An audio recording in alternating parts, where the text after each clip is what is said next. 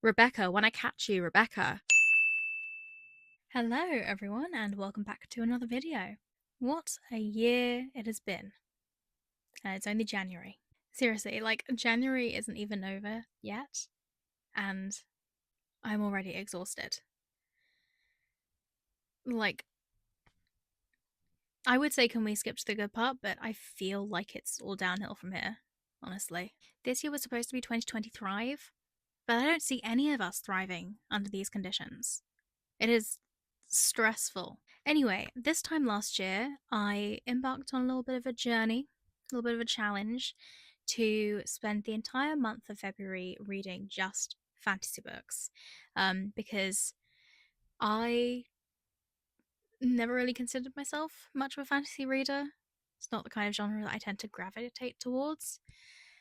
And, I feel like that month was pretty much a resounding success. I really enjoyed it. I still wouldn't necessarily call myself a fantasy reader.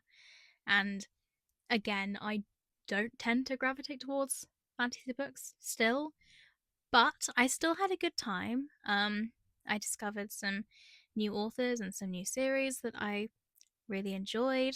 And yeah, I've been looking forward to repeating the challenge. So that is what we're going to be doing this month. That is the purpose of this video. Welcome to Fantasy February 2, Electric Boogaloo. And I am starting this video a couple of days early. It's the end of January. It's not quite February yet, but I wanted to get a head start, and I will tell you why. In fact, I will show you why. This is my pile of books for the month. This is my pile of all of the books that I want to read in February. And as you can see, it's quite a hefty stack. There are 9 books here. I could have made it a lot longer, but I wanted to keep it vaguely realistic. Yeah, there are a lot of quite chunky books in there, and I'm not much of a reader of long books, really. I tend to gravitate more towards shorter books. I tried to read a few more longer books last year, and I got to reading The Secret History, which was like 600 pages long. So, yeah, quite long. But yeah, some of these books are even longer than that. So, wish me luck. I believe all of the books in this stack come to a total of around 4,300 pages, which is quite a lot.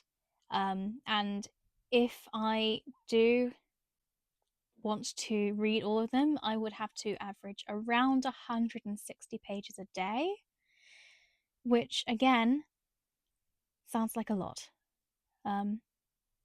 Doable, definitely doable, but a lot, especially considering like these books are fantasy. Like there's a lot of world building going on. It's going to take quite a lot of brain power to get through. So yeah, it's going to be a bit of a challenge. And then on top of these, I do have a couple of ebooks I want to read as well.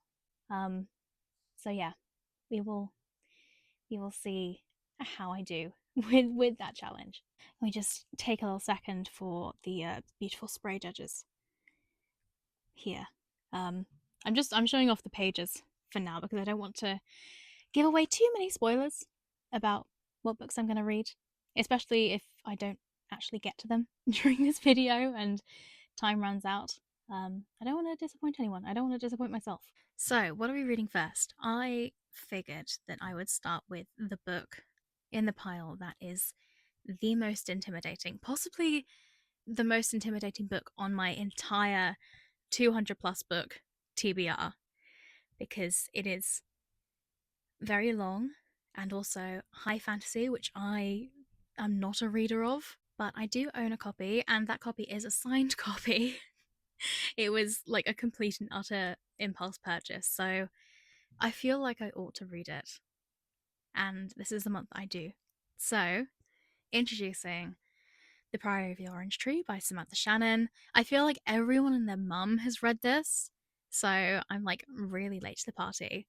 And I just really hope that the hype is real. So yeah, this is a massive brick of a book. This will be, I think, by far the longest book I will have read if I actually get to the end of it, if it doesn't kill me first. So yeah, I don't actually know what to expect from this. I'm imagining dragons just from the cover, but other than that, I have no idea. So this is going to be a bit of an adventure. And then, as well as this, I will probably also start either one of my other physical books or an ebook just to kind of have something else on the go while I am tackling this brick. So I'm going to get on with reading this, and I will hopefully see you at some point in the near future with an update. Maybe. Hello, we are back. It's been a week. It literally has been a week. Um, and yeah, I bring good news. We did it. We finished The Priory of the Orange Tree by Samantha Shannon. I'd like to thank the Academy. This is truly a hefty book, and it takes a lot of effort to read it. Is it worth it? I think so. This is a high fantasy, epic fantasy, whatever you want to call it, about a mythical world where dragons exist. And this world is kind of divided in half by a massive ocean called the Abyss. And on one half, the western half, the people there absolutely hate dragons. They fear dragons. And then on the eastern half, the people who live there revere their dragons. They treat them as gods. And we follow different people from each side of the abyss, as these people all kind of become instrumental in uniting the world against this kind of terrifying threat that is suddenly resurfacing after 1,000 years. They all kind of come together eventually to try and work out how to defeat this massive villain. There is a lot going on in this book. The world is so huge and there is so much world building going on. There's a lot of exposition that is kind of told to you in the form of like stories and legends. Like different characters will relate like a legend that they kind of have heard, um, and that will give kind of a lot of like relevant information that will become kind of important later on in the book. There's like a lot of kind of ancient history spanning 1,000 years plus.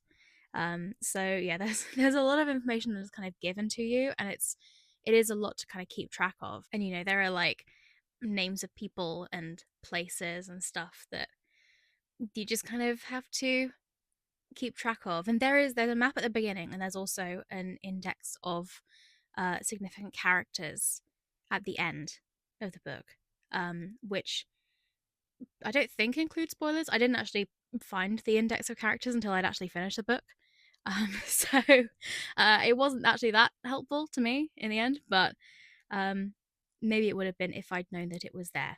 But at least the map at the start of the book was like so helpful. I absolutely needed it to be able to follow what was happening, because each of the characters does go on a pretty lengthy journey around the world during the book. So yeah, in terms of exposition, there is a lot of it, and I feel like that kind of slowed down the pacing quite a bit. Like there are kind of long periods where not much is going on, and those kind of sections do tend to drag for pages and pages.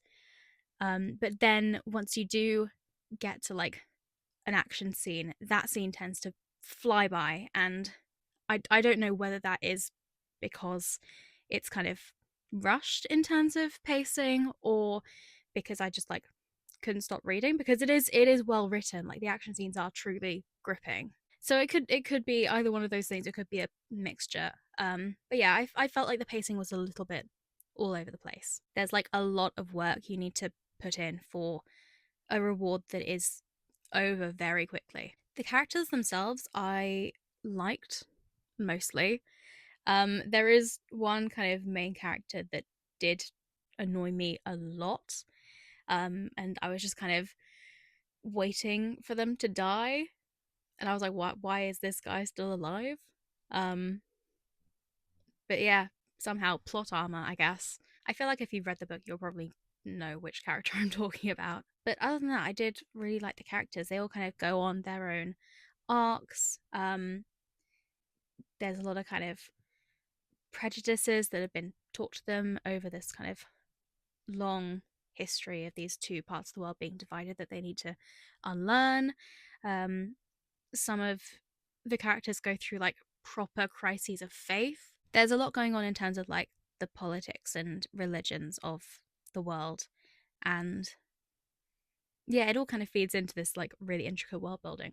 And there is also a smidgen of sapphic romance, just a little bit to kind of tide you along. There's not an awful lot. There's not like a massive focus on it, but it is there. And I'd say it is kind of the perfect balance between romance and plot.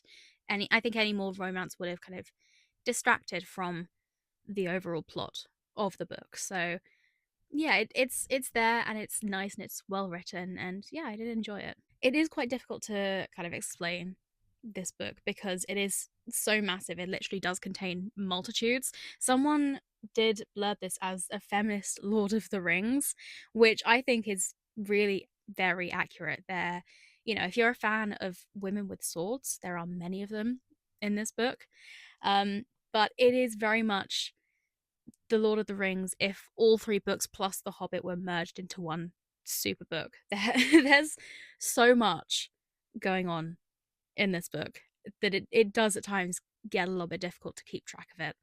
But that didn't really kind of negatively affect my reading experience. I did really, really enjoy this book, more so than I thought I would, despite my kind of small complaints about it. I was pleasantly surprised by it overall, and I can't believe I'm saying this, but I am actually very excited to read the other book in this world.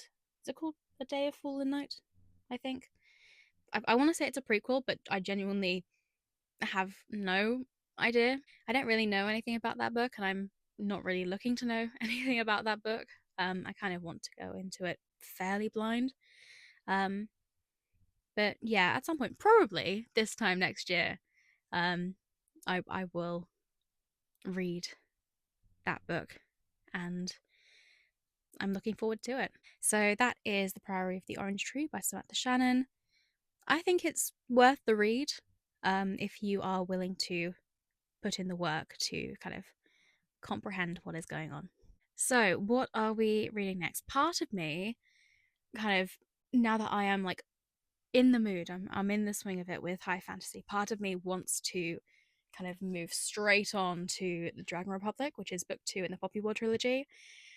Just to kind of keep going with the high fantasy, kind of dark stuff with like the wars, and it's another long book. But I fully know that if I do start reading this immediately, I will probably run out of steam and just completely burn out.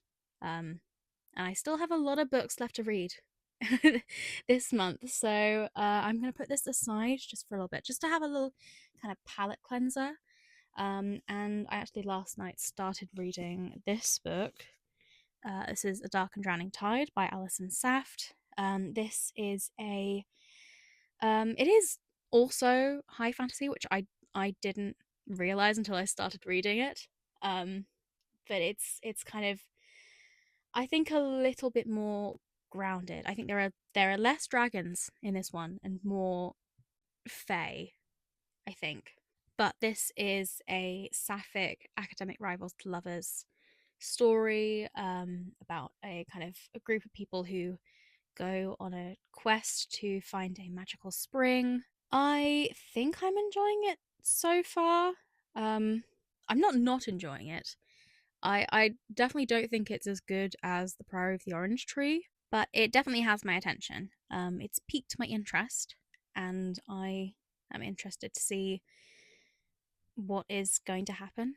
I'm about 100 pages in at the moment out of 350, which is literally less than half the length of Priory. So that feels much more achievable. But yeah, I'm gonna carry on with this. I am also reading as an ebook a book called Don't Let the Forest In, which is a kind of gothic young adult horror, um, which I'm also kind of enjoying. Um, Again, not enjoying it, um, but I don't know. I I'm not that far into that book as well, so I'm gonna hold off judgment until I get a little bit further into it. But yeah, that is my update. Sorry, it was a little bit rambly. Hopefully, some of my thoughts and feelings will have been conveyed somewhat. So yeah, I'm gonna carry on reading, and I will hopefully see you soon with another update. Hello, hello. I have finished reading A Dark and Drowning Tide by Alison Saft, and yeah, I enjoyed it. This is a fantasy book inspired by, I think, Slavic folklore, kind of European folklore, that features sapphic academic rivals to lovers romance and a murder mystery. And yeah, basically, there's this kind of kingdom slash empire that is ruled over by a fairly young king, and he has commanded a group of nobles and scholars to set out on a quest in search of something called the Ursprung, which is this kind of ancient magical spring that is kind of fabled to give whoever finds it like infinite power. And it's also kind of the source of all magic. This is like a world in which magic is a thing, and it kind of travels through water. So essentially, people who can use magic are pretty much just waterbending. So on this quest, you have our main girl, who's called Lorelei, and she's a bit of an outsider. She is the group's folklorist. She knows a lot about like folk tales and stuff like that, legends. But she is part of a race of people known as the Yevani, or the Yeva people, who are Jewish in all but name. Pretty much, they share very similar kind of customs and beliefs and stuff like that with Jewish people. And this is a society that is extremely violently anti Semitic. She is constantly treated as an outsider and as an other by pretty much the entire society, pretty much everyone she comes across who isn't also Yeva. Um, she and her family and her people are forced to live in a ghetto in the city. When she was a child, she witnessed a very, very brutal hate crime against one of her relatives that has haunted her ever since. A lot of the folklore and the myths and legends that she records feature a lot of very anti Semitic tropes, which is the case for quite a lot of like our folklore in our world. And she joins this journey in the hopes that if they succeed in the quest, she will be kind of put under the protection of the king. Her and her family will be allowed to leave this ghetto, live outside it, and be protected. So that was a really interesting aspect of the book that I did not expect to be discussed in any way. So she joins this quest, and this quest is headed up by her academic advisor, who is like an absolute expert in folklore and magic and everything. And she's also like the right hand person of the king. But on the very first night of this quest, said advisor, leader of the expedition, is found murdered.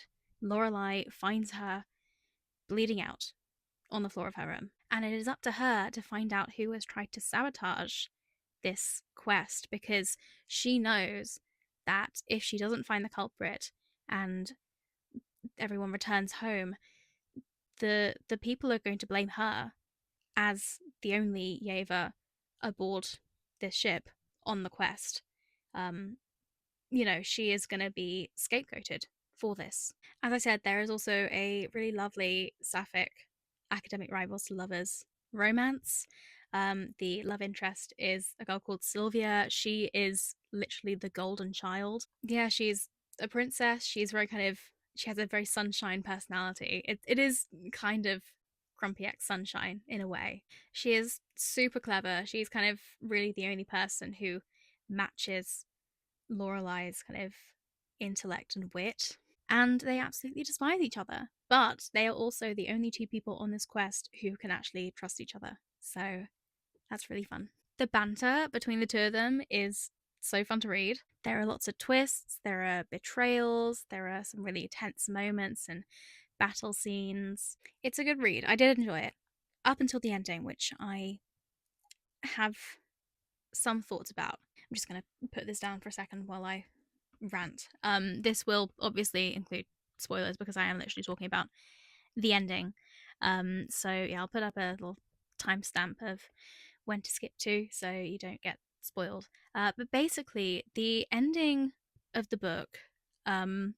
So throughout the book, there are loads of kind of criticisms of imperialism and colonialism. Basically, the king's father, the previous king, conquered a bunch of lands around him and kind of absorbed them into his empire. And the new king has inherited this empire. And all of the kind of people on this quest, all of the nobles come from the different lands that were kind of absorbed into the empire, that were conquered by the king's father.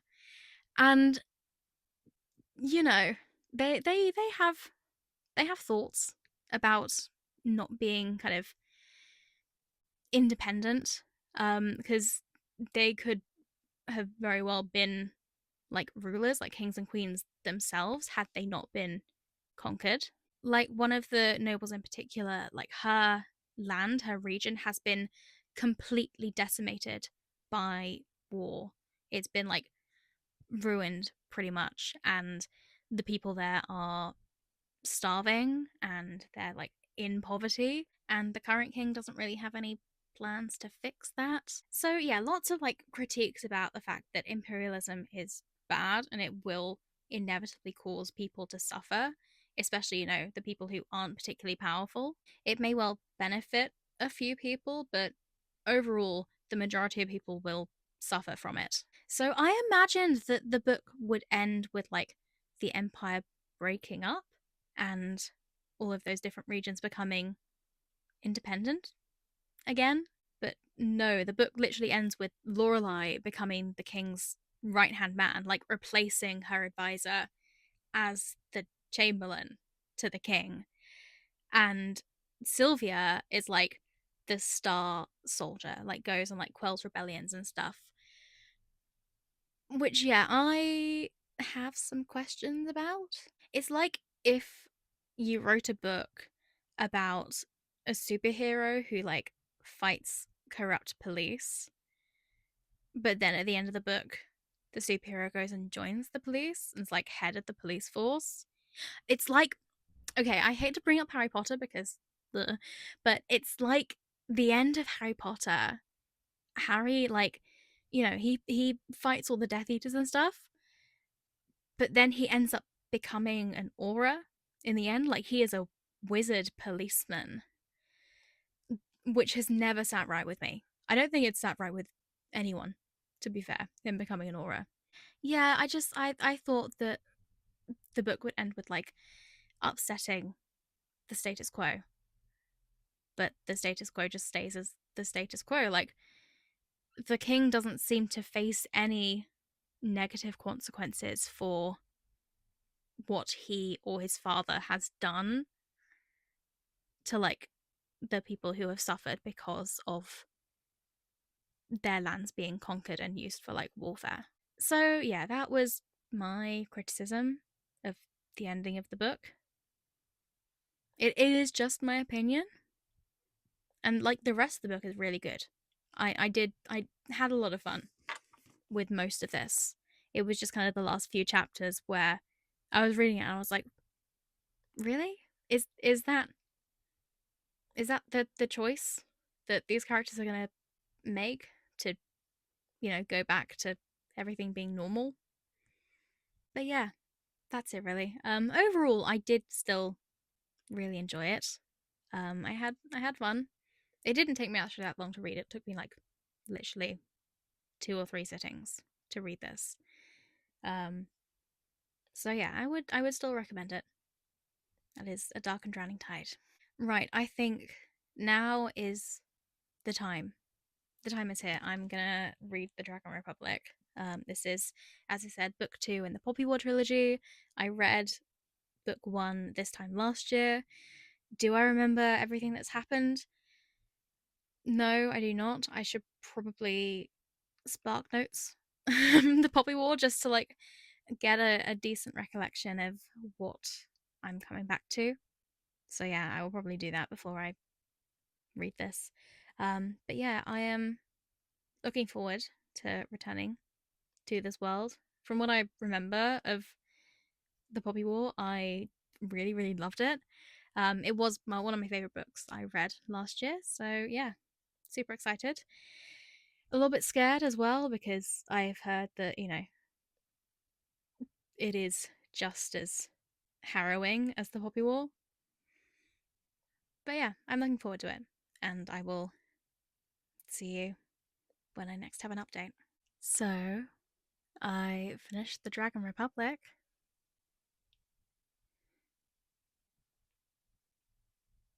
I can't actually believe I'm saying this because I enjoyed the Poppy War so much, and my expectations were pretty high for this one. But I think I actually enjoyed this one a little bit more. As I said, this is book 2 of the Poppy War trilogy, and I don't think I can really say much about the plot without spoiling the first book in the Poppy War trilogy. Um, because, like, if you haven't read that, you should definitely read it. But this book is like 600 pages of Rin, our main girl, facing the consequences of all of her actions in book 1. And I think this one is a little bit more action packed from the get go than the Poppy War. Like, the first half of the Poppy War was like kind of dark academia. Like, it was spent at the Synagogue Academy, like with Rin and her classmates studying, and there was a lot of like theory and stuff, not a massive amount of plot.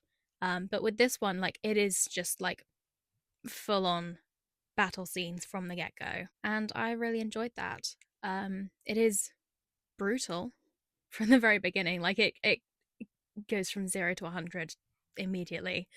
Um, but yeah, I mean, you kind of expect that from R.F. Kuang pretty much anyway. You still get a lot of parallels with modern Chinese history, and I think those parallels become even more clear in this book, because suddenly you get the introduction of white people in the story, which was a bit of a jump scare for me.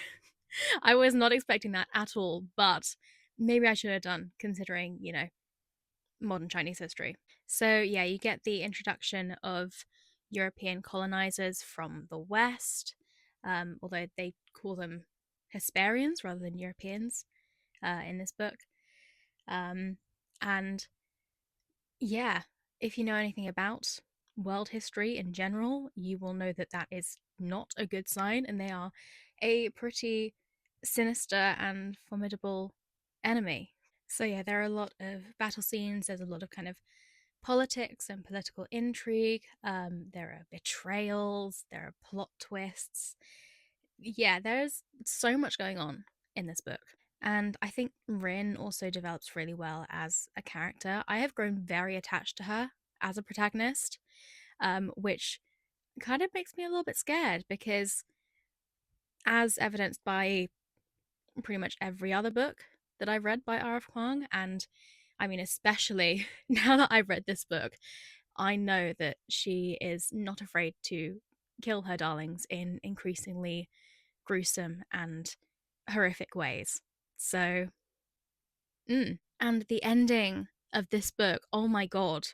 Rebecca, when I catch you, Rebecca. Yeah, this book ends on a real brutal cliffhanger, and I I really want to read the next one, but I'm going to put it off until next year just so that I have something to look forward to, something to tide me over until Rebecca announces her next book, the book that's coming after Catabasis, which will hopefully come out in 2027 if, she's on a book every 2 year schedule. I just don't really want to live in a world where there isn't a new R.F. Kuang book to look forward to that I haven't already read.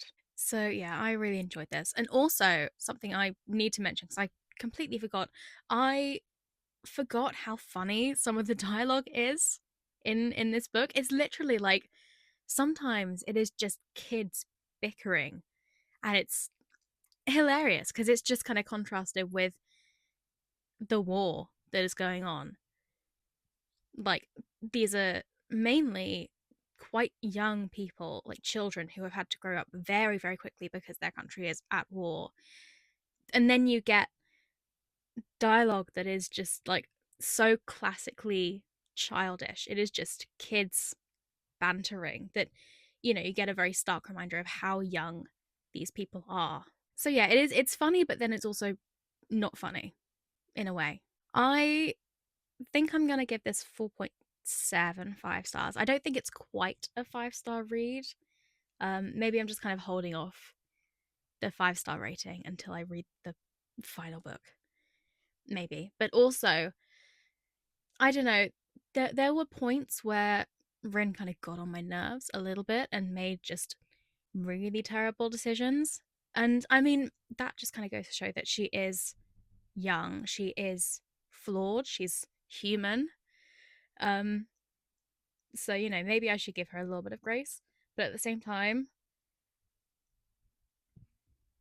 she makes some pretty bad decisions. And then she has to face the consequences of those bad decisions. So yeah, despite that, that's like literally the tiniest criticism. I did like I love this book so much. This is possibly my favorite book that I read so far this year. Maybe. It's kind of it's upper 4.75. It's almost 5 stars, but not quite. But yeah, once again, Rebecca Kwan can do no wrong. It's another hit for her. Hit after hit after hit. So my plan now is to continue with Don't Let the Forest In, which is the book I'm reading on my Kindle right now. I still don't know how to feel about it. I'm just not completely kind of getting into it. I'm still like I'm 70% through.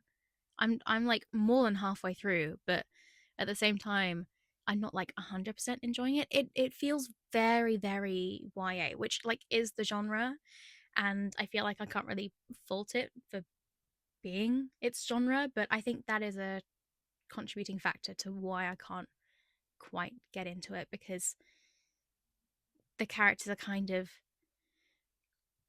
well, they're behaving like teenagers because they are teenagers, but they are behaving quite immaturely. There's a lot of just kind of there's a lot of miscommunication actually, and that's a trope that I do not enjoy. So yeah, that might be why I'm finding it difficult to get into it. But I am gonna push through. I'm gonna finish it, because there are aspects to it that I do like. Um, but yeah, I am finding it difficult to really kind of immerse myself in it. So I'm gonna keep going with that, and I'm also going to start Gentlest of Wild Things by Sarah Underwood, who wrote Lies We Sing to the Sea, which I read 2 years ago now, I think. A really long time ago. And I enjoyed it. And this one has some lovely sprayed edges. This is the fourth and final book I put on my TBR this month from my 25 books to read in 2025 list. So that's very exciting. Once I finish this, I will be like nearly halfway there with the list, which is incredible. Because last year I was like fighting for my life with some of those books to finish them within the 12 months. So yeah, I am gonna make a start on this. I'm gonna keep going with Don't Let the Forest In, and I will see you soon with an update. Hello. It's been a couple of days, a few days. Um, excuse how I look. I've literally spent the entire day lying on the sofa reading, which was great. It's my favorite kind of day. Anyway, I have two books to update you with today. The first one is Don't Let the Forest In by C.G. Drews, which I finished at the weekend. This is a young adult queer gothic horror um, about two best friends called Andrew and Thomas. Andrew and Thomas. Had to think for a moment. And the story of the book is basically these drawings that Thomas does. Thomas is an artist. He makes drawings of monsters, and they have been coming to life in the forest behind this like grand private boarding school that they go to. They've been coming to life and terrorizing um, the school, and Thomas and Andrew basically have to find a way to fight them, to stop them. Um, and yeah, they spend basically the entire book doing that. And there's some other stuff as well. There's some like, classic school drama. There are bullies and awful teachers and stuff. But yeah, the main part of the book and the part that I liked the most was about dealing with the monsters, these creations. And I didn't love it.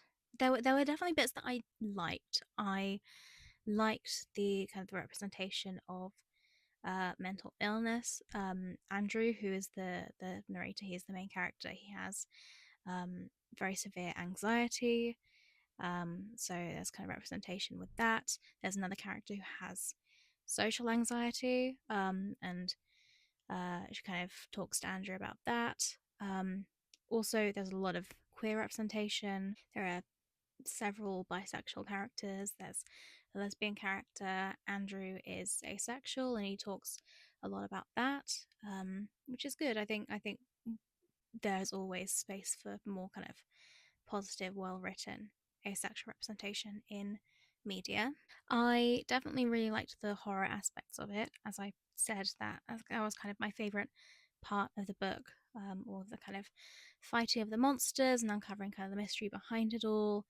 Um, Andrew was a very interesting character because he could have easily been kind of passed off as like a soft boy who's just, ooh, so cute, and he's got anxiety and all that. But like, there is definitely something darker to him, something that is like a lot more violent underneath all of the layers. So that was interesting to kind of see from him as a protagonist. And I think my favorite thing in the entire book was the illustrations.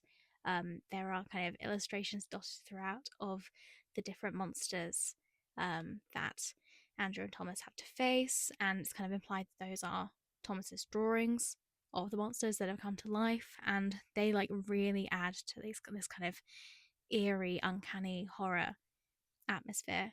Um, yeah, it really helps you kind of visualize what is being described in the book, what these two boys are fighting. So yeah, those were the things I liked. Now for the things that I didn't like. Um, I felt like all of the characters who weren't Andrew and Thomas were very much kind of one dimensional. They weren't fully developed, particularly the antagonists, the kind of the characters who were not very nice to Thomas and Andrew. Like, there's the school bullies. They were very kind of school bully-ish. Like, the main bully's name is Bryce Kane, which is like the most stereotypical school bully name ever. So yeah, I feel like those characters could have been developed a little bit more or had something different about them that isn't like, you know, isn't the same kind of archetype that we have seen in hundreds of other books and films and stuff. I'm trying to think what else I didn't like. To be honest, like a lot of the kind of the scenes that weren't the horror stuff, all of the stuff that was like high school drama, I felt like that fell a little bit flat in comparison to all of the scenes fighting the monsters.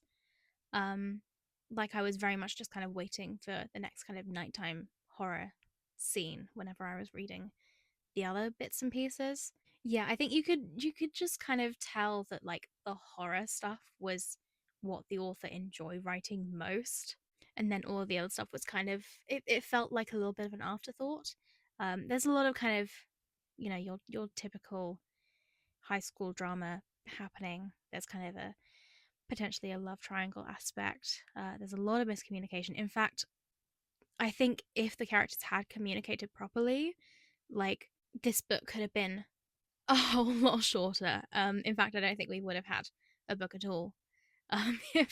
If the characters actually, asked each other questions and spoke to each other like, you know, like people. I get that they're children, but at the same time, if they had talked to each other like adults, then maybe everything would have been solved and nothing bad would have happened and no one would have needed to die.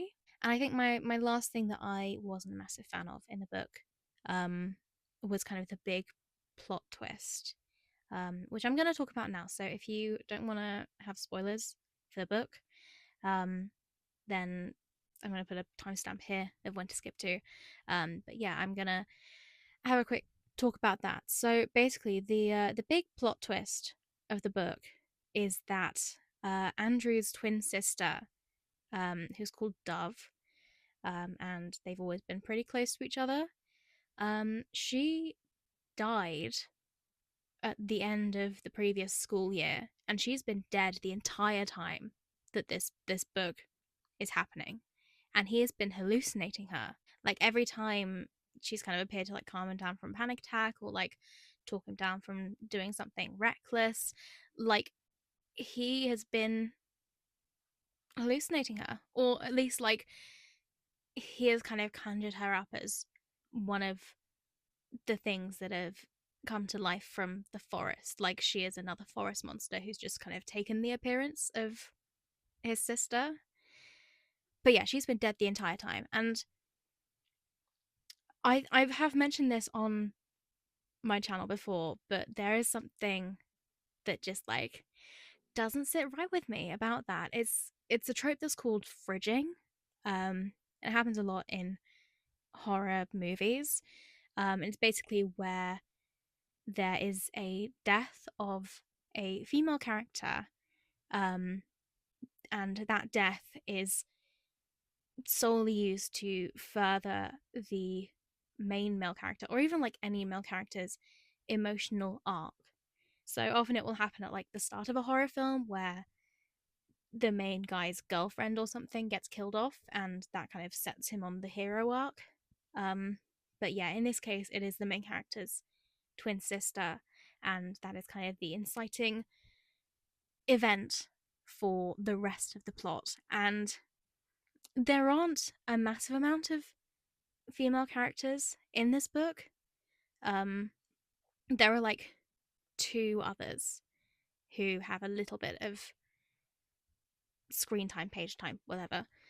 Um, and yeah, it just doesn't sit right with me to kill one of those three female characters off.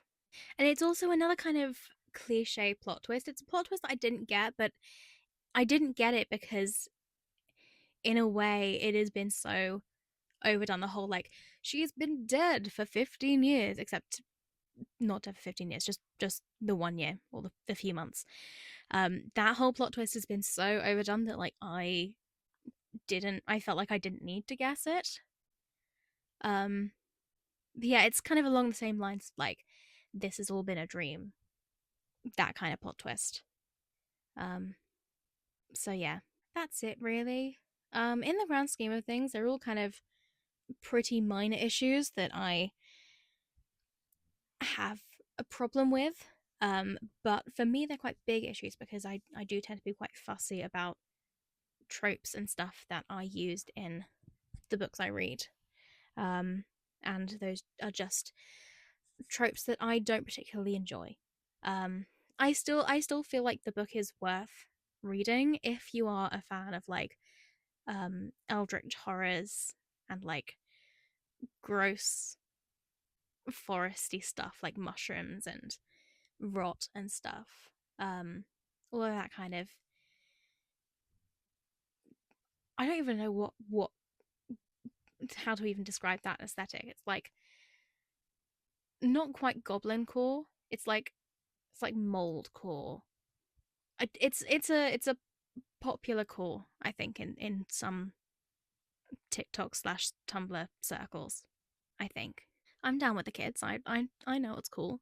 But yeah, if you enjoy kind of queer gothic horror that's like gross and icky and eerie and uncanny and stuff, then I still think it is worth reading.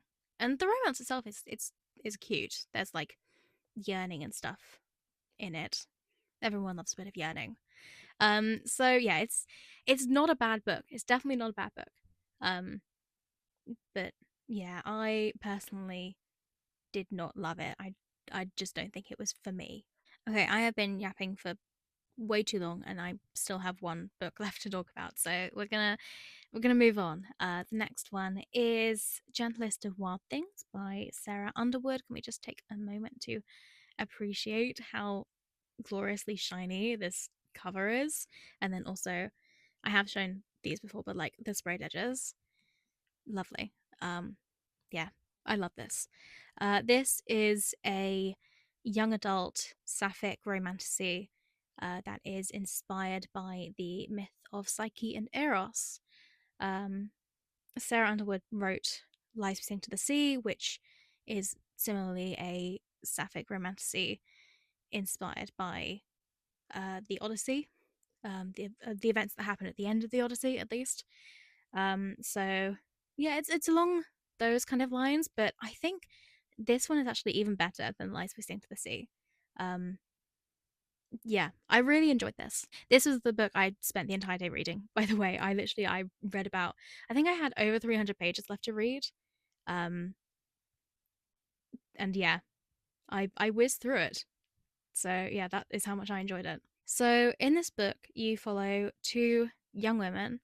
One is called Irene, and she um, kind of saves her sister Phoebe from a marriage to a really awful guy who's like taken power on their island, and goes in her place to marry this guy and has to complete four tasks in order to um, prevent the guy from rejecting her and marrying her sister.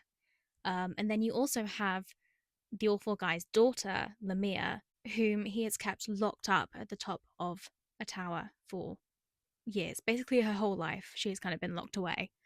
Um, and she has some kind of mysterious power. And the two of them meet, and at first they're kind of directly opposed to each other because Irene wants to kind of defeat the awful guy, whereas Lemire is like inherently loyal to this awful guy because he's her father. But eventually she does come round and like does see that the awful guy is in fact awful.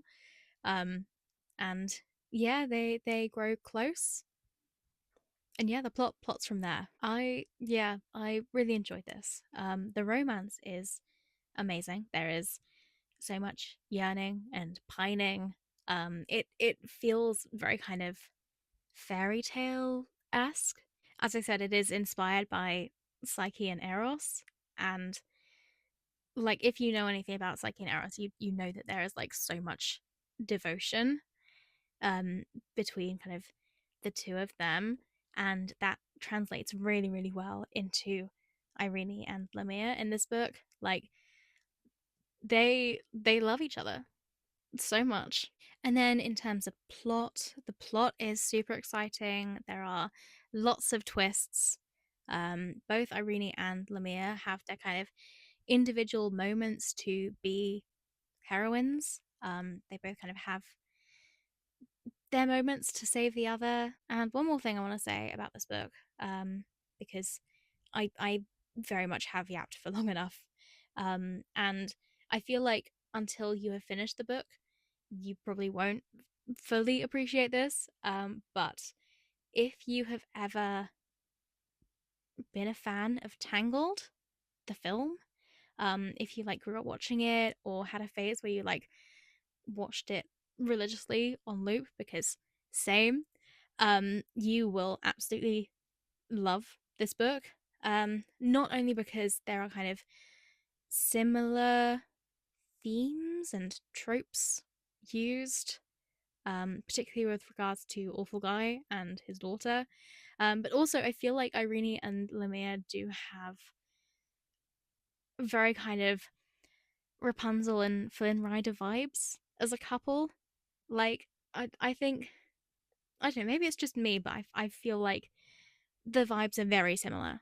Yeah, as I said, if you haven't read this, then you definitely won't have understood that. And even if you have read it or you do read it in the future, then you might not understand where I'm coming from with that either. But if that does intrigue you, um, and you are a fan of Tangled, then yeah, I would definitely recommend this one.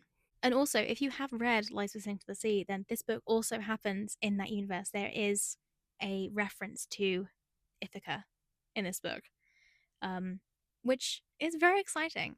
And I feel like potentially there is in the works a universe of interconnected standalones that could potentially continue from this book. Um, I say hopefully. But yeah, I really enjoyed this one. I'm thinking possibly 4 stars, possibly 4.25 stars. I'm still kind of on the fence about which way to go. But yeah, would definitely recommend. So, my plan for the next read is I want to read something that is a urban fantasy, because I have read a lot of high fantasy and epic fantasy so far this month, and I fear I might burn out. If I have to like read a whole other book with like a full map and like names I can't pronounce and stuff like that. That said, I think the book I'm about to pick up does actually have a map and names I can't pronounce. But anyway, I want to read an urban fantasy book that is slightly more grounded in reality. And also, I want to read something that is short, or shorter than what I have been reading, because I've been reading a lot of long books that have been like 400, 500, 600, 800 pages. Um, and yeah, I want something short for the sake of my attention span. So I'm going to pick up this book, Threads That Cut by Kika Hatsupolu. This is the sequel to Threads That Bind, which I read this time last year. Do I remember everything that happens in Threads That Bind? No, I do not. But I'm gonna read it anyway. We will just figure it out as we go along. I do remember enjoying Threads That Bind though, so hopefully I will enjoy the sequel just as much. Um, yeah, I will see you when I see you. Hello, last night I finished Hearts That Cut by Giga Hatsupolu. This is the second and final book in the Threads That Bind duology. This is a kind of dystopian urban fantasy that takes place in a world where the descendants of gods live among normal people, I guess. And these kind of descendants of gods have powers that are linked to said gods. So we follow our main girl, Io, who is a descendant of the Moira, the goddesses of fate. Um, and more specifically, she is a kind of descendant of the youngest uh, fate goddess, whose job it is to cut the life threads in kind of Greek mythology. So that is her power. She is able to see and cut the threads of fate. And that power kind of ties her to a massive prophecy, um, where she is essentially fated to bring about the end of the world. And so she's kind of drawn into this massive conspiracy, pretty much. I don't think there's really much else I can say about the book without like giving away the plotline of the first book. So yeah, I might just leave it at that. I I enjoyed this. Um, I don't actually remember much about my feelings towards the first book. I think I enjoyed. I'm sure I enjoyed that one as well because I wouldn't have picked up this one otherwise. But yeah, I thought this was a really strong sequel. It's kind of lots of tension building. The plot line develops. The world building in it is really good. It's kind of there's this entire world created with lots of different cities and stuff. It's very kind of dystopian vibes. There is not just Greek mythology used. Greek mythology is kind of most prominent throughout, but there is also kind of mentions of like Norse mythology and Egyptian mythology, and yeah, lots of different kind of world mythology is mentioned throughout. In kind of like the minor characters. There is a romance subplot that kind of develops from the first book, because, as you might guess, with a book that deals so much in like fate and stuff, there is a soulmate trope. Io does have a soulmate. She has like a fate thread attached to this one guy who's called Ede. And I am not particularly a fan of the soulmate trope, really. Um, I kind of I find that like there isn't much chemistry between the characters. Um, if you know they are only together for sole reasons of like the plot dictates that they're together. If the only thing bringing them together is the fact that they're soulmates, then I just find that their relationship isn't all that realistic and plausible. But I think in this case, Io and Ede do have quite a bit of chemistry. Um, and there is kind of a quite a decent subversion of the soulmate trope. It kind of takes it in a slightly different direction, which I didn't mind. There is, however, a little bit of a miscommunication aspect to their relationship in this book, which, again, not a huge fan of that trope. So that did annoy me a little bit. But I I feel like the romance is, I think, less prominent in this book than in book one. It's still very much there, but I think the actual plot line is it kind of comes to the foreground a little bit. I think my favorite thing about this book, and I said this about book one last year, I remember saying this, is that there is such a diverse cast of characters. And it's just like, it's not even made like a big deal of. Like, there are a lot of characters who are people of color, who are disabled. There's like a minor character who uses a cane because he's blind. There's another character who uses sign language. There are so many queer characters. Um, and yeah, it's just not made a big deal of. Like, the characters' roles in the story have like nothing to do with their identities. So yeah, it's really nice to kind of see that in a book. It's not something you see particularly often, I don't think. So yeah, I thought that was really cool. However, there were some things that I was less a fan of in this book. Firstly, I think the pacing was a little bit all over the place. Like, there are stretches, like long stretches, where not much happens, especially at the beginning. and it starts to drag for a little bit, and then suddenly you're like blasted with information and exposition over the course of like a few paragraphs, and it's a lot to take in at one time. You just kind of you suddenly get a whole load of backstory, and yeah, it does sometimes make it a little bit difficult to follow. And also, I think my main problem with this book was, and I'm going to say this, I'm going to try to say this without spoiling things, um, is the fact that the stakes felt oddly low, which is weird to say because we're talking about like world-ending prophecies here, but it never really felt like the characters were in a lot of danger, particularly.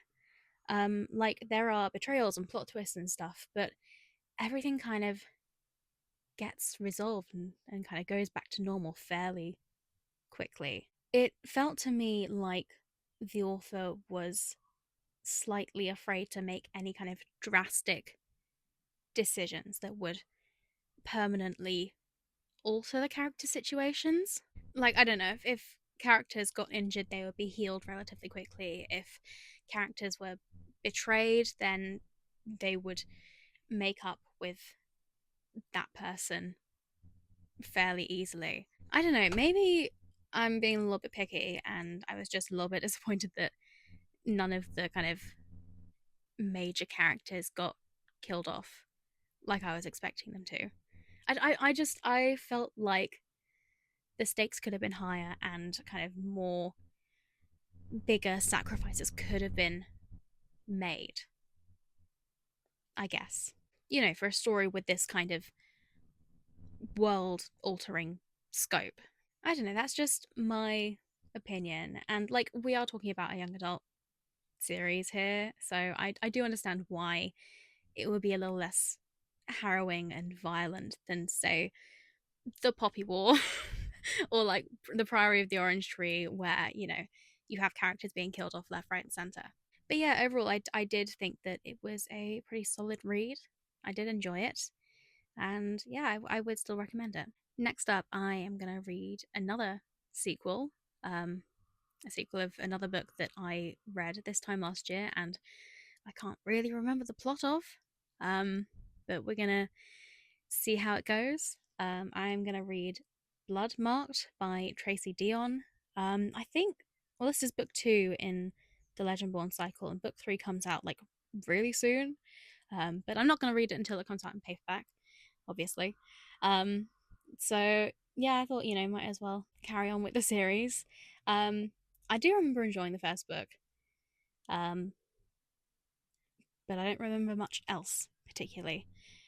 So yeah, I have already started reading it. I'm not very far through. I'm like 30 pages in out of like 550. It's a it's a hefty book and the font is tiny, so it's probably going to take me a while. It might even take me until the end of the month to finish this. Um, but yeah, I'm excited to kind of get back into the world. Yeah, this is what I'm going to be working on. Hello. It has not been very long since we last spoke, and I have absolutely whizzed through Bloodmarked by Tracy Dion. It took me like 3 days, maybe, to read a 550-page book, which has to be some kind of record, honestly. Um, so yeah, this is the second book in the Legendborn cycle.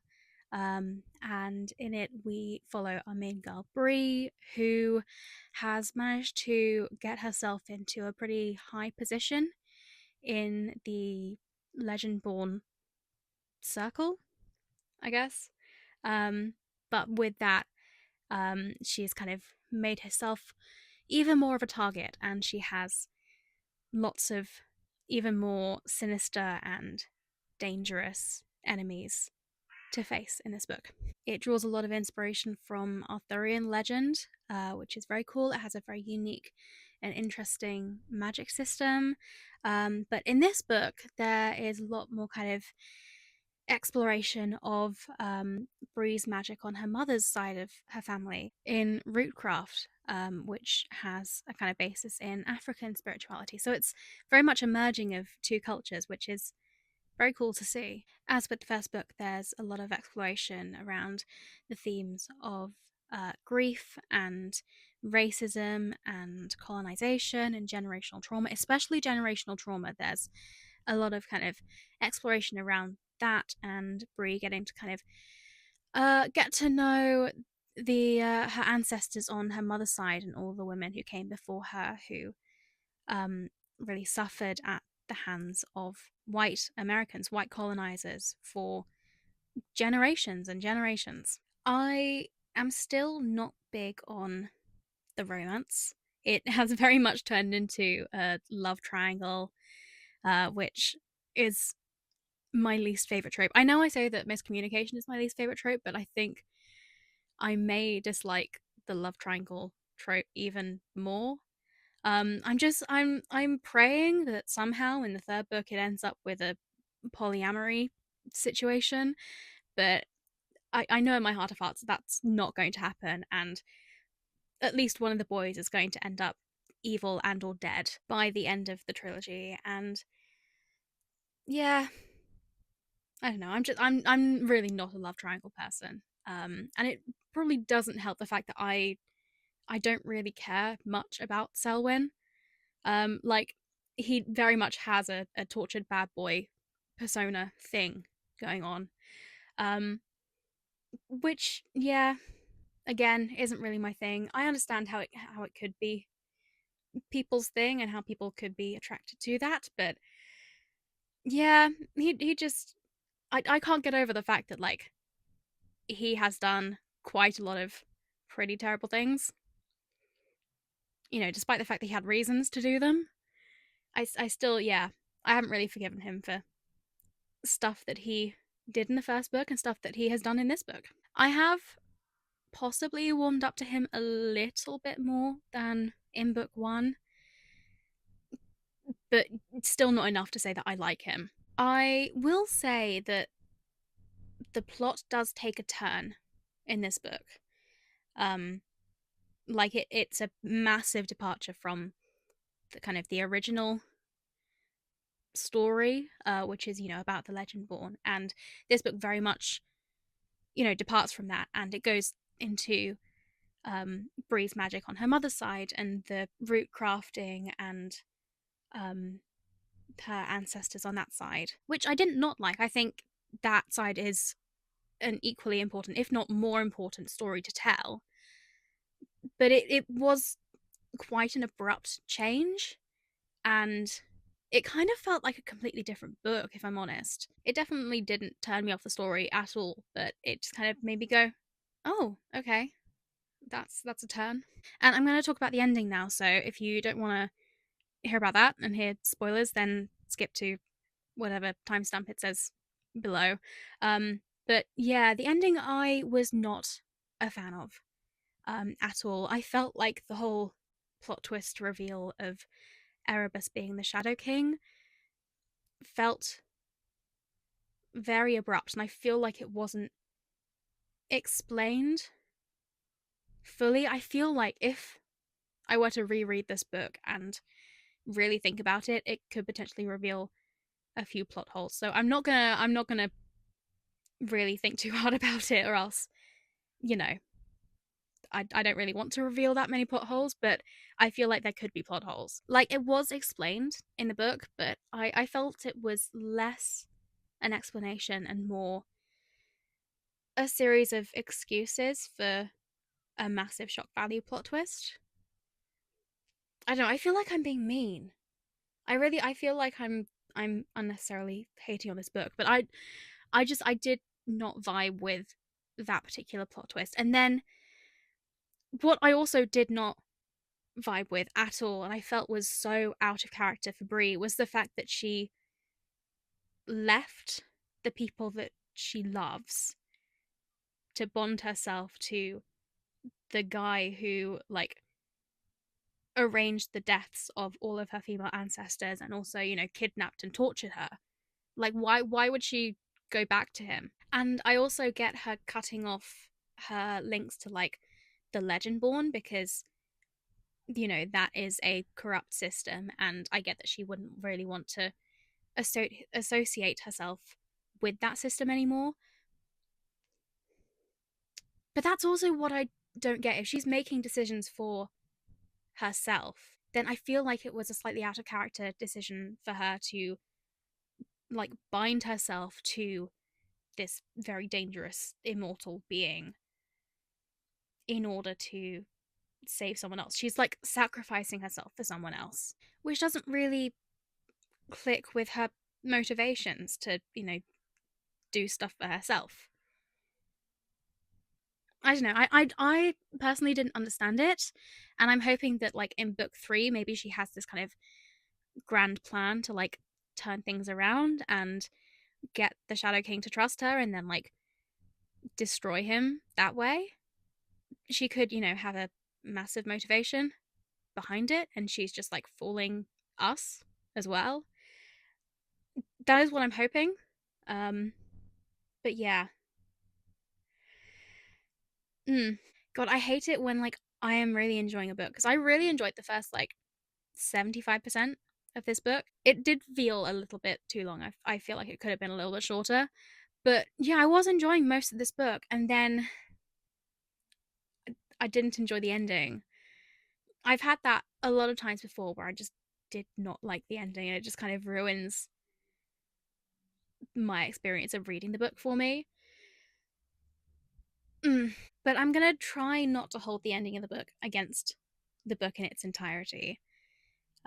Because for the most part, I did really enjoy it. And I am going to read book 3 probably when it comes out in paperback. Because I know it does come out in hardback like next week. But yeah, unless I can find like a super cheap copy, I will probably wait until the paperback comes out so that it matches my other 2 copies. But yeah, I am still going to continue reading this series because I think it's a very important story to tell and I like the way it's written. I like the writing style. I like some of the characters. Bria's kind of pissing me off a little bit and I don't really give much of a shit about Selwyn, but the rest of the characters I do enjoy. But I like the world building, I like the magic system, I like the topics that it's discussing and the conversations that it's kind of having inside it. Um, so yeah, I'm gonna give it another shot, and I do still definitely recommend it if you haven't read it already.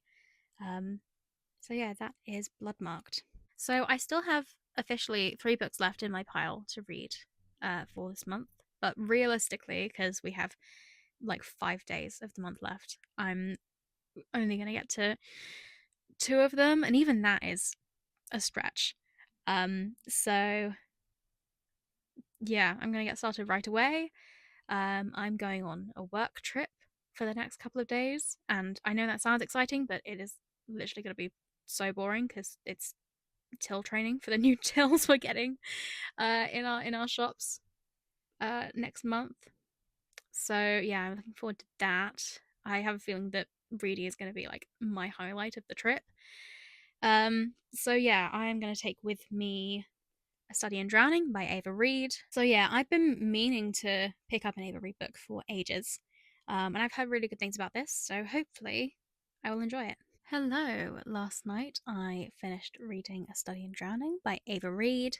I was reading this throughout my work trip. I was doing quite a lot of traveling by train. So yeah, quite a lot of time spent reading, and yeah, it didn't take me very long to get through it.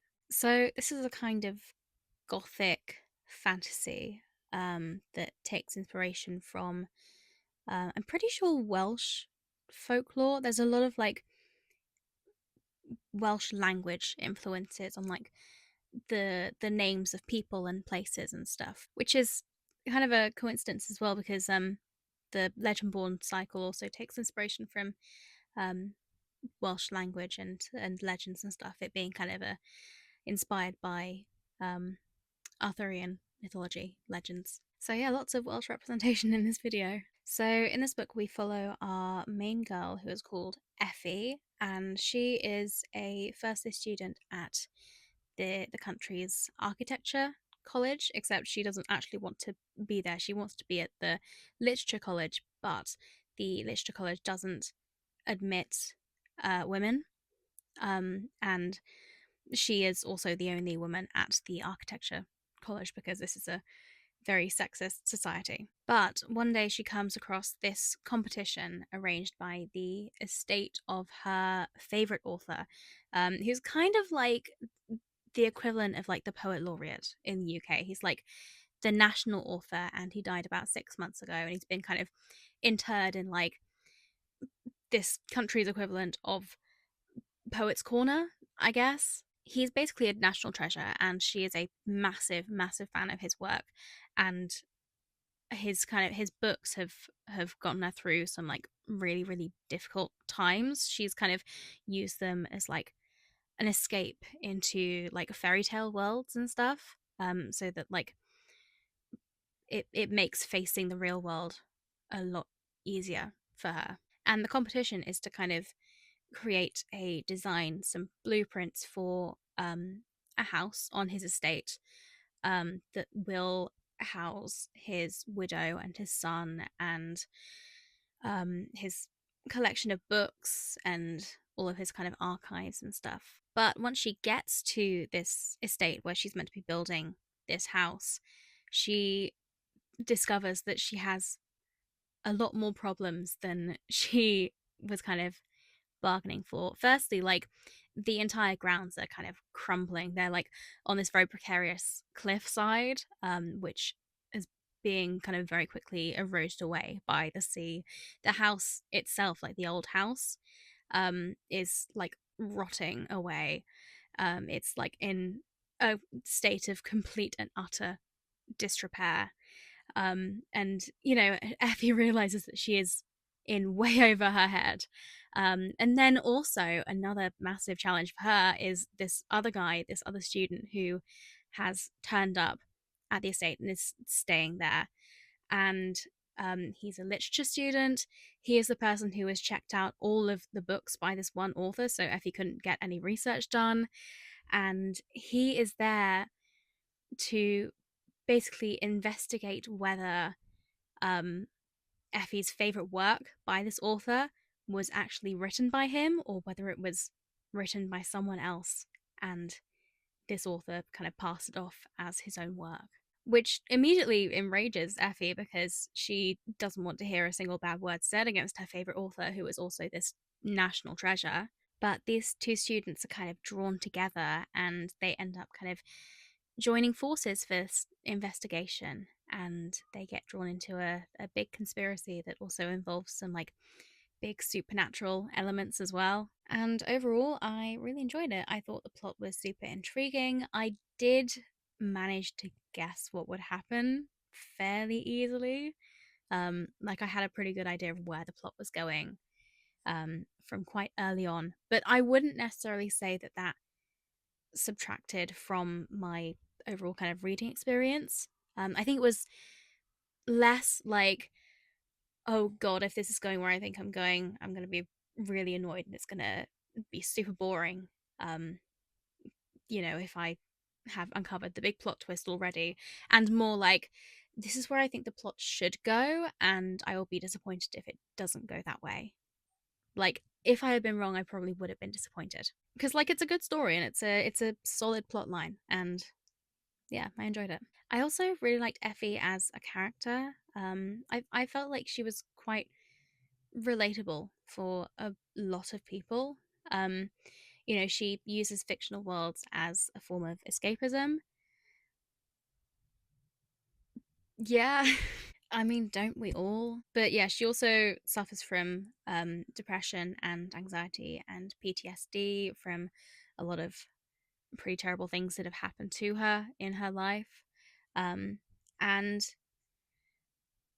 she struggles a lot, but at the same time, she is a very strong character who manages to kind of overcome those struggles. I feel like a lot of people kind of envisage a strong character as being like a super powerful character who is completely fearless and has no weaknesses whatsoever. But I feel like characters can be equally strong while also being soft and,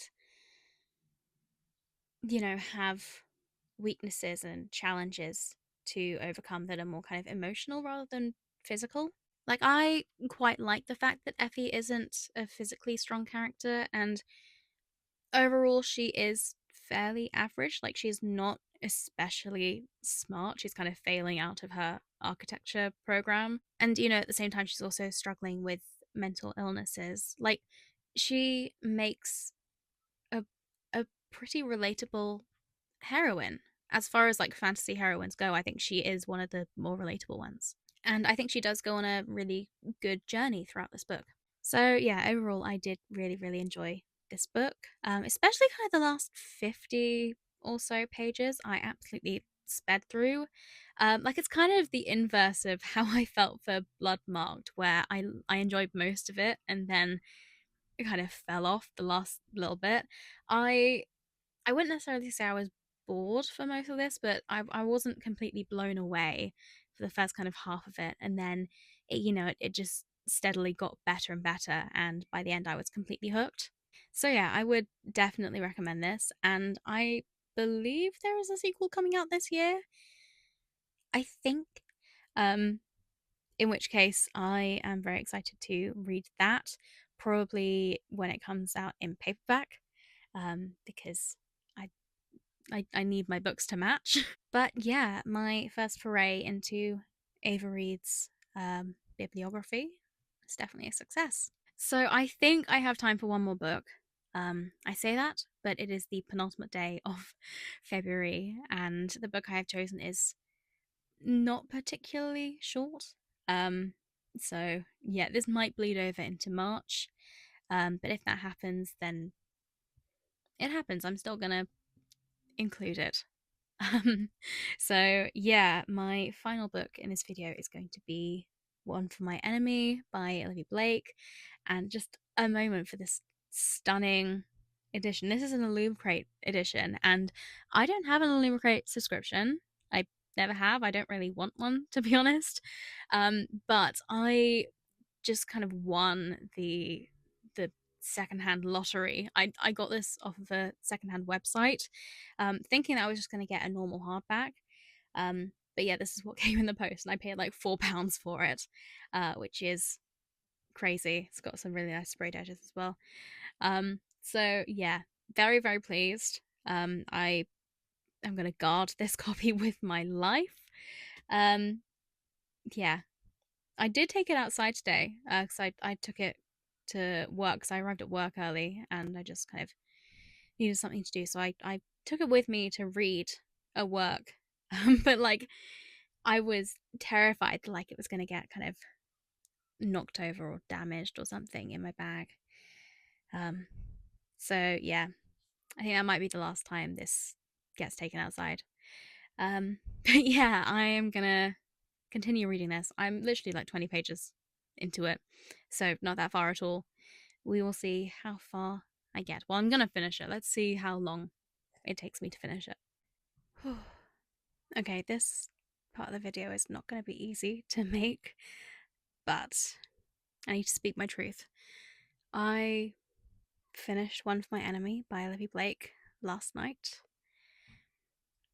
and I was kind of disappointed. On paper, like, the premise of this book should have been an automatic 10 out of 10 from me. This is an urban fantasy reimagining of Romeo and Juliet.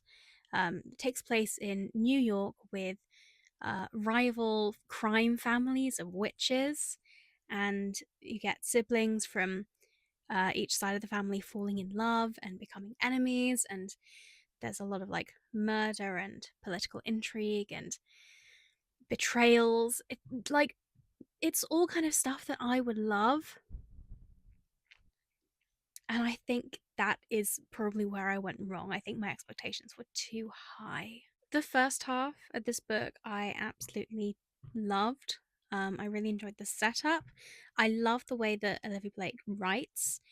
Um, she just kind of, I don't know, has a writing style that is kind of more similar to like vintage, like more classic fantasy. It's very kind of poetic and lyrical, and it has a lot of like long sentences and goes on a lot of tangents and things. So, yeah, the first half I absolutely loved, and I thought that I was going to rate it like at least 4.5 stars. I genuinely thought it was going to be like a highlight of the video. But as it kept going, it lost me. Like, there were a lot of different plot lines that were kind of getting more and more convoluted, and there was a lot of information that wasn't getting revealed that I feel like was kind of instrumental to understanding what was going on. It was all kind of building up to this like great big reveal where you would finally see the characters' plans that they had all along. But even that was a little bit anticlimactic. Like, there was so much build up and so much information that was concealed, and the payoff was just like not enough for all of that work being put in, if you know what I'm saying. I don't remember who I heard this from. I want to say it was Jack Edwards. It was probably Jack Edwards, but I heard someone say in a review of Yellowface by R.F. Kuang that R.F. Kuang underestimates the intelligence of her readers. And I don't think I necessarily agree with that statement. I think that her other books, especially the Poppy War trilogy, have a lot of nuance. Like, especially like the Dragon Republic, which I read earlier this month. I think that has a really nuanced take on Rin's privilege, that she's kind of taken for herself, in terms of like her education and her status as kind of a soldier in the army compared to the people she grew up with, in the South, who were like poor and uneducated, and most of them live in complete poverty. I think that's a really interesting aspect of the story that I wouldn't have thought to explore. And, it's not kind of over explained in a way that you kind of get bored with a whole load of repetition. And I also feel like with the release of Catabasis, and I've seen so many people like talking about their reading lists and stuff that they're going to read to prepare for it. I feel like that is very much like Rebecca is not underestimating the intelligence of her readers at all with that one. I feel like that's going to take quite a lot of brain power to process. So I don't necessarily agree that R.F. Kuang underestimates the intelligence of her readers, but I do think that the opposite goes for Olivia Blake. I think she possibly overestimates the intelligence of her readers.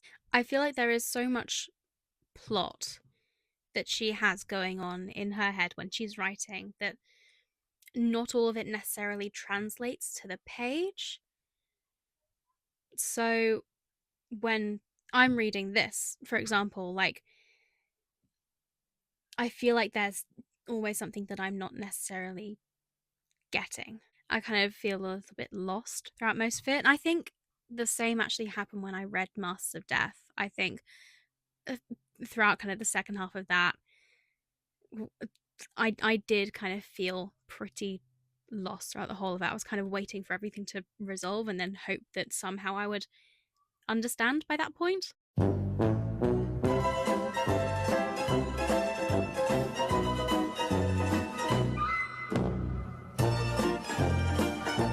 Okay, hopefully this will be all right for the rest of the time. Or else I'll just re record all of this. It's fine. I've completely lost my train of thought. Um, yeah, I don't know, maybe I just needed about 20 more IQ points to fully understand what was going on. I think sometimes I just need things explained to me like I'm 5 years old. I don't know. I really hope that this isn't just me being stupid. Um, I don't know. If you have read this or like anything else by Olivia Blake before, like, let me know if you feel the same way. Um, because I need to feel validated in this. Like, I'm not the only one who feels incredibly silly and just not knowing what is going on when I'm reading her books. Like, I I love reading her stuff, and I'm very, very excited for the next two books that she's releasing this year, because she's releasing two, which is ridiculous. How does she do it? That is not to detract from like the good stuff that was in this book, the stuff that I really, really love. Because as I said, the first half was amazing. I loved it. I love her writing style, as I said. I love how she depicts sibling relationships and sibling rivalries, how like you might not, agree on everything. You could be completely different people. You might have like massive fallings out, but at the same time, there is this kind of lifelong devotion that you have towards your sibling. Like you would genuinely do anything for them. And I think that is portrayed perfectly in this book. And that also makes me really excited because her next book that is coming out in April, so literally next month, um, Gifted and Talented, that is about sibling relationships and rivalries as well. So I am extremely excited to see what she does with that. So yeah, that is One for My Enemy by Olivia Blake. Not my favorite of hers. Um, but yeah, I'm still gonna give her several more chances. I think yeah, this one just wasn't for me. But she's still an author, and this is still a very pretty edition, so it will still look nice on my bookshelf. Right, so let's have a look at my final pile of books then, shall we? I can't, it's not even fitting in frame, it's such a hefty pile. Right, here are all the books that I read for Fantasy February this year, minus what's called Don't Let the Forest In, which I read as an ebook. Yeah, I'm actually like really surprised that I got through all of them, like especially like the big chunky ones. There was one book that I put on the original pile that I didn't get to, which I wasn't really expecting to.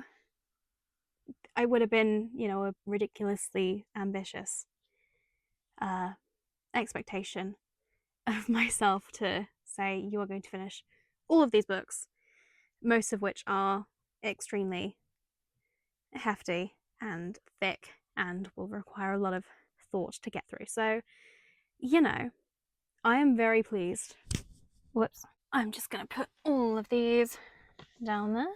Don't fall over. My favorite book was definitely The Dragon Republic by R.F. Kuang. Um, yeah, it was. It's just so good. Such a good trilogy, and I think The Dragon Republic was even an improvement from The Poppy War somehow. Um, and yeah, I can't wait to read the next installment.